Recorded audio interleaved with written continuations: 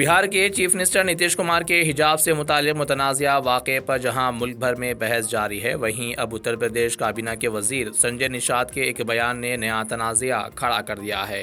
एक मुकामी news channel को दिए गए इंटरव्यू में संजय निषाद ने नीतीश कुमार के अमल का दिफा करते हुए ऐसा बयान दिया जिसे काबिल एतराज़, ख़वातीन की तौहीन और गैर अखलाक़ी करार दिया जा रहा है। उन्होंने कहा कि अगर नीतीश कुमार ने हिजाब के बजाय कहीं और हाथ लगा दिया होता तो क्या होता। आदमी है, हो जाता है, नकाब तो खींचा है, कहीं और जगह हाथ लग जाता तो क्या होता।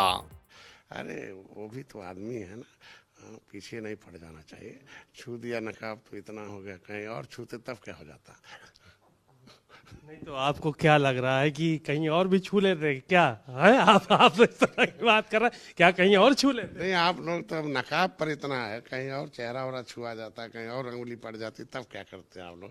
नकाब तो छूना लाजमी, क्योंकि इस बयान के बाद सियासी और समाजी हलकों में शदीद गम व गुस्सा देखने में आ रहा है। मज़ीद अफसोसनाक बात यह रही कि इंटरव्यू लेने वाले रिपोर्टर ने भी इस बयान पर कोई एतराज़ नहीं किया, बल्कि हंसते हुए मज़ीद सवालात करता नजर आया, जिस पर मीडिया के किरदार पर भी सवालात उठाए जा रहे हैं। संजय निषाद के इस बयान को ख़वातीन और अक़लियतों की तौहीन करार दिया जा रहा है। मुल्क के मुख्तलिफ हिस्सों में बिलखुसूस मुस्लिम तबके की जानिब से सख्त रद्द-ए-अमल सामने आया है और इस बयान को बीजेपी क़यादत की ज़हनियत की अक्कासी बताया जा रहा है। समाजवादी पार्टी की कायद सुमैया राना ने संजय निषाद के खिलाफ बाज़ाब्ता शिकायत दर्ज करवाते हुए FIR और कानूनी कार्रवाई का मुतालिबा किया है। उनका कहना है कि ऐसे बयानात न सिर्फ ख़वातीन की इज्जत के खिलाफ हैं, बल्कि समाज में नफरत को बढ़ावा देते हैं। इधर कांग्रेस के साबिक़ रुकन असेंबली असलम शेख ने भी इस बयान की सख्त मजम्मत करते हुए कहा कि हिजाब मुस्लिम ख़वातीन के लिए मुक़द्दस है और इसकी तौहीन दरअसल ख़वातीन के विक़ार पर हमला है। ये बयान इंतहाई घटिया और ख़वातीन मुखालिफ ज़हनियत को ज़ाहिर करता है। संजय निषाद के इस घटिया बयान से ऐसा मालूम होता है कि शायद उसको अपनी घर की ख़वातीन की इज्जत प्यारी नहीं है। अगर इस घटिया इंसान को अपनी ख़वातीन की ज़रा सी भी इज्जत का ख्याल होता तो शायद वो नीतीश कुमार की हरकत की मजम्मत करता, ना कि इस घटिया हरकत का मजाक बनाता।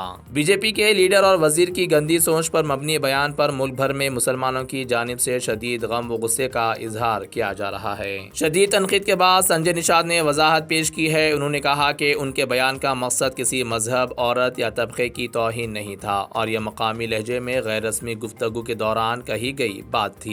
ये मामला एक बार फिर सियासत, ख़वातीन के एहतराम और अक़लियतों के विक़ार जैसे हसास मौज़ूआत को मरकज़ बहस बना रहा है। अब देखना यह है कि इस बयान पर सियासी और कानूनी सतह पर आगे क्या कार्रवाई होती है।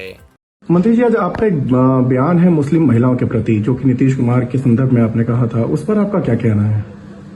ऐसा कुछ नहीं है। देखिए, अगर किसी को भोजपुरी भाषा और पूर्वांचल की सामाजिक सांस्कृतिक का थोड़ा भी ज्ञान होगा तो वह अच्छी तरह समझता है कि हमारे गांव देहात में जब किसी बात को टालना, हल्के फुल्के अंदाज में खत्म करना होता है तो लोग पारंपरिक तौर पर कहते हैं। जैसे उदाहरण के तौर पर बताओ, हमारे भोजपुरी में कहा जाता है कि फलानवा यह कहले बना, कुछ और ना ही कहला सा ना, चला ही बतिया छोड़ दे, तो उसको कर दिया जाता है, इस तरीके से बोला जाता है।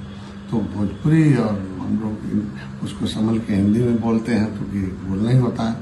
तो ये कोई अपमान नहीं, बल्कि बातचीत को आगे बढ़ाने और विवाद से बचने का लोक प्रचलित तरीका हमारे यहाँ पूर्वांचल में। और मैं गोरखपुर और भोजपुरी अंचल का व्यक्ति हूँ। देश के हर क्षेत्र की भाषा, बोली और शब्दों का संदर्भ अलग अलग होता है।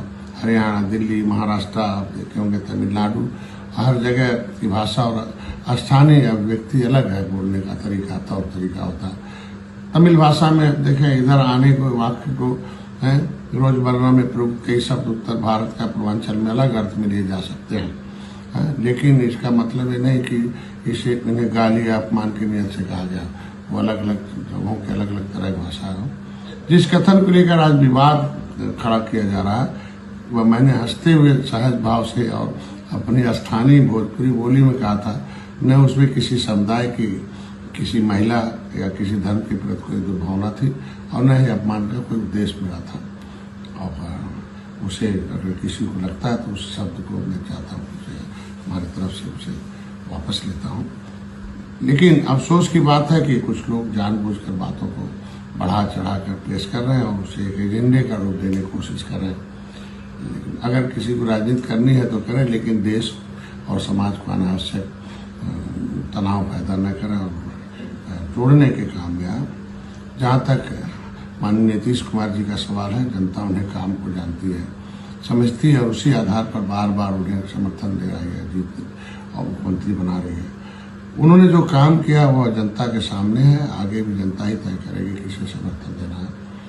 मेरा स्पष्ट मानना है कि भाषा, बोली और संस्कृति को समझे बिना किसी की बात को विवाद बनाना दुर्भाग्यपूर्ण है और हमें समाज को जोड़ने वाली सोच रखनी चाहिए, न कि तोड़ने वाली होनी चाहिए। यह हर नागरिक का कर्तव्य है। हमको लगता है बिना मतलब तोड़ दिया जा रहा है। मजीद खबरों के लिए हमारे चैनल मुंसिफ न्यूज़ 24/7 को देखते रहिए। अगर वीडियो अच्छी लगी तो लाइक करें, शेयर करें और चैनल को सब्सक्राइब करें।